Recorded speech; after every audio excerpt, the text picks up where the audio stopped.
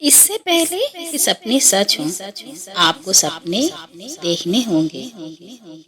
इंसान को कठिनाइयों की आवश्यकता होती है, क्योंकि सफलता का आनंद उठाने के लिए ये ज़रूरी है। यदि आप असफल हो जाते हैं, तो कभी हार न मानें, क्योंकि FAIL का अर्थ है सीखने में पहले प्रयास।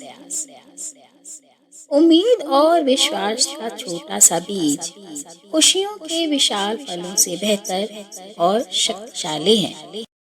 जब तक किसी काम को हम शुरू नहीं करते, तब तक वो नामुमकिन ही लगता है। सोचने से कहाँ मिलते हैं तमन्नाओं के शहर।